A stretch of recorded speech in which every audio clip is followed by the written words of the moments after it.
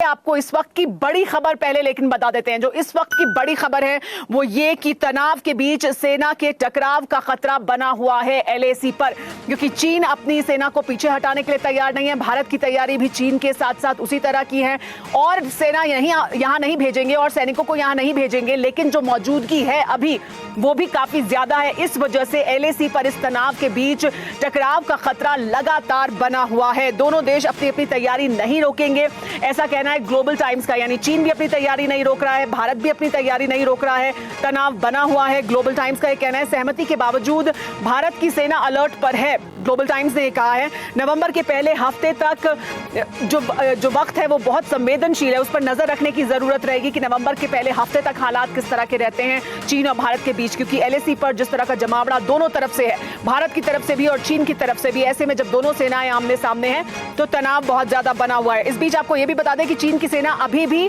War mode में है। चीनी कैंपों पर भारतीय सेना की लेकिन पैनी नजर बनी हुई है। चीन की हरकतों को मॉनिटर किया जा रहा है लगातार, यानी भारत की तरफ से, सेना की तरफ से चीन की जो हरकतें हैं एलएसी के उस पार, उनको लगातार मॉनिटर किया जा रहा है जवानों के लिए, लेकिन व्यवस्था को भी लगातार बढ़ाया जा रहा है और बढ़ाई जाएंगी व्यवस्थाएं जवानों के लिए, क्योंकि वो दुर्गम हालात में इस वक्त तैनाती पर हैं और हालात और ज्यादा दुर्गम होते जाएंगे, मौसम बदलता जाएगा, तो इस वजह से तैयारियों को बढ़ाता जाएगा भारत लगातार। लेकिन आपको कुछ ग्राफिक्स के जरिए ये बताते हैं कि दरअसल हो क्या रहा है। जब तक चीन नहीं हटेगा भारत भी डटा रहेगा।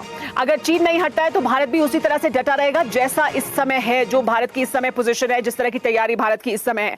जवानों की और कंपनियां नहीं भेजी जाएंगी, जैसी सहमति बनी है दोनों देशों के बीच मिलिट्री के लिए, लेकिन निर्माण का काम नहीं रुकेगा। जो निर्माण का काम चल रहा था, चाहे वो सड़कों का काम हो, चाहे वो ब्रिज का काम हो, जो सेना मिलिट्री कर रही है निर्माण का कार्य इन फॉरवर्ड इलाकों में, उनको नहीं रोका जाएगा, उनको उसी तरह से जारी रखा जाएगा, क्योंकि वो लाइफलाइन है सेना के लिए जंग की स्थिति के लिए। लेकिन तैयारी जारी रहेगी और कंपनी यहां नहीं भेजी जाएंगी, लेकिन जंग जैसे अगर हालात पैदा होते हैं तो उनसे लड़ने के लिए तैयारी पूरी रखी जाएगी भारतीय सेना की तरफ से। चीन के धोखे का रिकॉर्ड देखते हुए भारतीय सेना और भी ज्यादा अलर्ट मोड में है, क्योंकि चीन इस तरह की हरकतें पहले भी कर चुका है।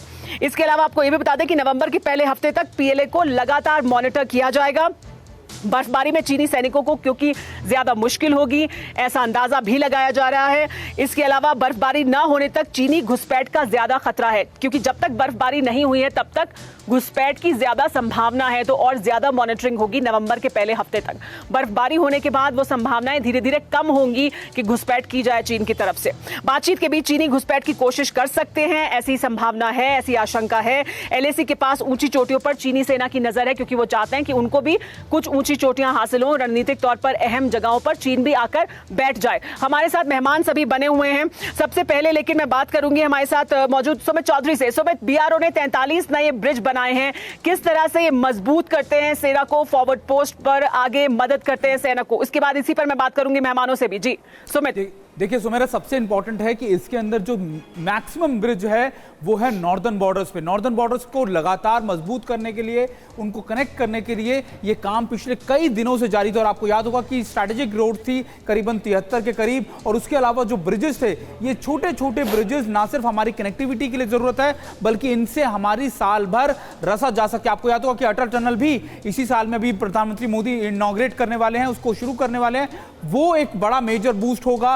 और अगर आप माने कि ना सिर्फ कश्मीर में बल्कि लद्दाख में, हिमाचल में, पंजाब में लगातार इन ब्रिजेस को बनाना फॉरवर्ड लोकेशंस में, इन टेरेंस के ऊपर बहुत मुश्किल था, लेकिन अब इनको इनॉग्रेट किया जाएगा। और खास बात यह कि करीबन ये सारे ब्रिज, करीबन 43 के करीब ब्रिजेस हैं, इन सभी के आ जाने के बाद हमारी टेक्टिकल पोजीशंस, ये टेक्टिकल मूवमेंट जो होगी वो पूरे साल चल सकती है। सुमेरा, क्या आप पर भी बरपा है जालसाजी का कहर? सपने टूटे आपके, न घर के न घाट के।